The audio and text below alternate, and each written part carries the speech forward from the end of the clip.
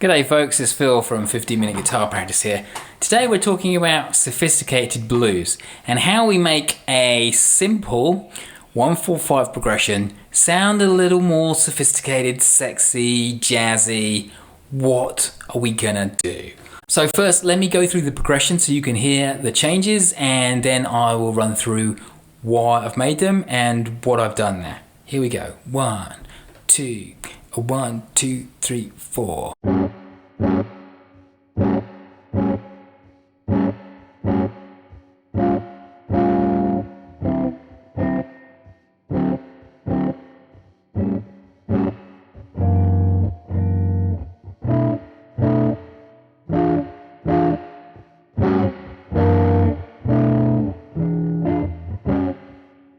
Okay, so what was going on there?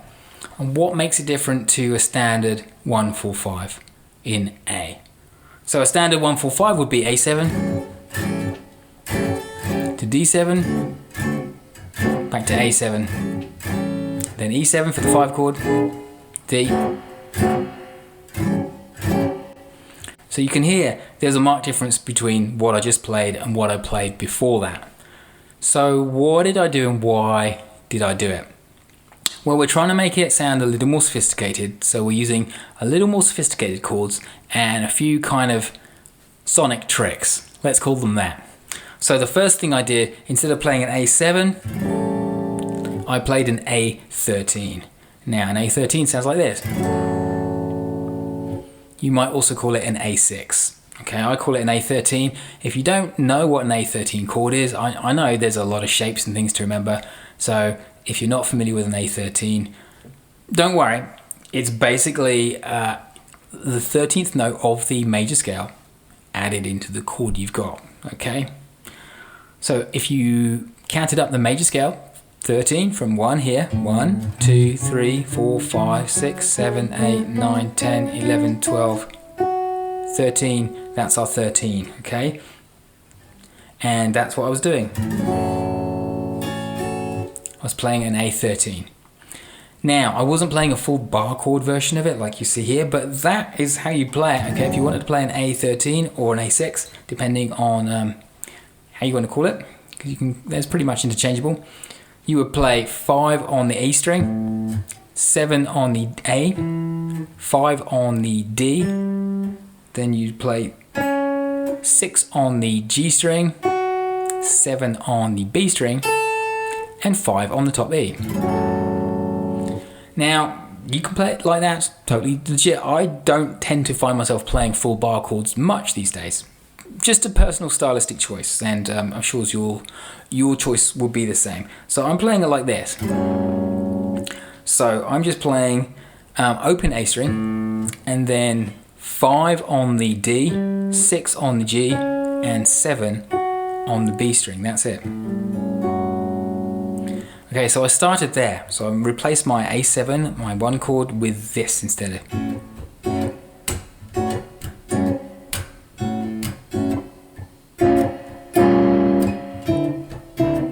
Now, you will notice I changed something even before I went to the 4 chord. What was it?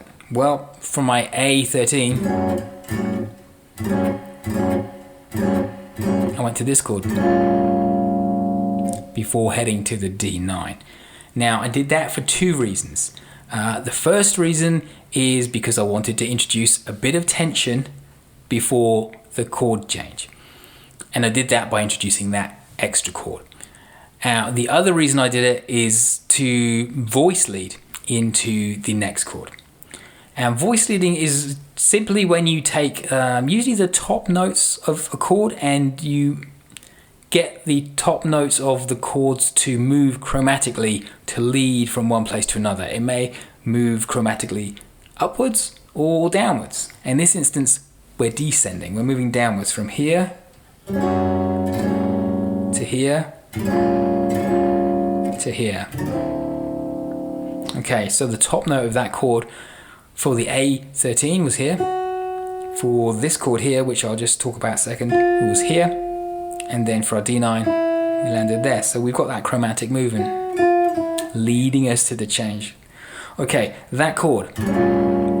If you're interested, if this was our 6 or 13, then 2 frets down from that is our 5. And so moving up, sharpening our 5 gives us a sharp 5 note, and we were playing an A7. So we're playing now an A7 sharp 5. Okay? But all you really need to know or remember is that it went from here and that top note moved down. Everything else stayed the same. Then we hit the D9. Nothing unusual there. And then back to our A6 or A13. And then we hit this chord. Alright, so we went from our A6 or A13. I'm going to stick with A13.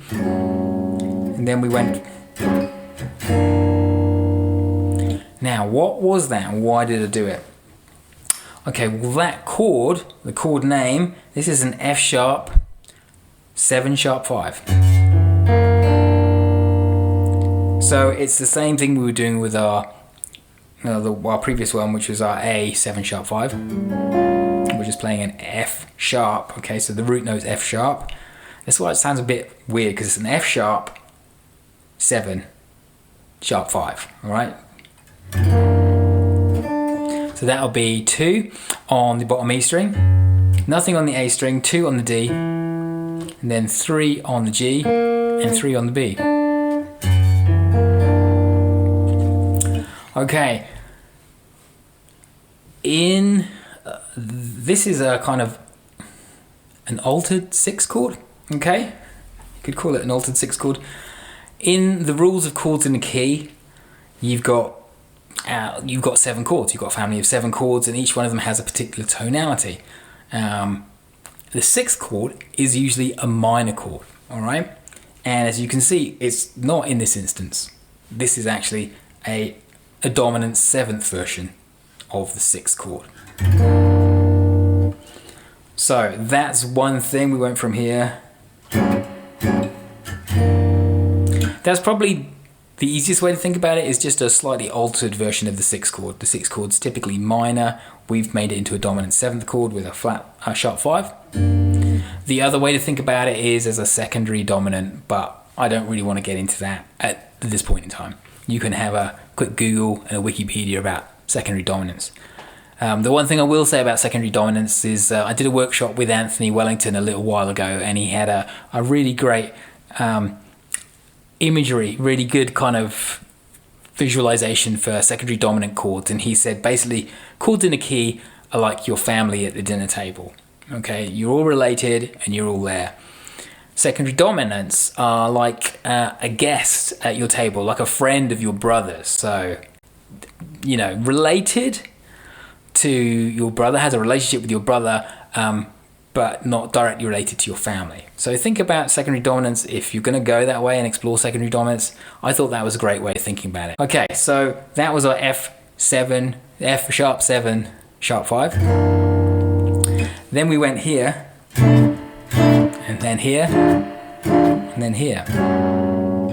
So what we did there was this chord. Now this is our 2 chord, and 2 chords are also minor, and in this case we're keeping it as a minor chord. This is a B minor 11, with this note being the 11. If you count up here, 1, 2, 3, 4, 5, 6, 7, 8, 9, 10, 11, 11. Okay, so the reason I picked a B minor 11 over a straight B minor is so I could voice lead back into the 5 chord. So let me show you. Let's just do the frets on here. So 7th fret for a B minor 11. We're doing 7 on the E, nothing on the A, 7 on D and 7 on the G, and then 5 on the B. Nothing on the top E. So that's our B minor 11. I picked the 11 because this note is important, because then when I move to the 5 chord, I could play a slightly altered 5 chord as well. Instead of a normal 5 chord being like an E7, I played an E7 with a flat 9. So that note, and then we went back to our A13. So in that movement of B minor 11 to E7 flat 9 to back to A13, we again had that voice leading, but this time it was ascending instead. Okay, so we did our B minor 11 frets and fingers. This one, this is an E7 flat 9. Okay, so this is the flat 9. If you moved it here, that would be the 9. And if you moved it there, that would be the sharp 9. So you've just learned 3 more chords. Here's our 7th grouping. So we've got nothing on the E string, 7 on the A string, 6 on the D, 7 on the G, and then our flat 9 was here, 6 on the B string. So I kind of make a bar with my first finger and then put the 2nd and 3rd finger there. Okay, so that's our 5 chord, and then we went back to our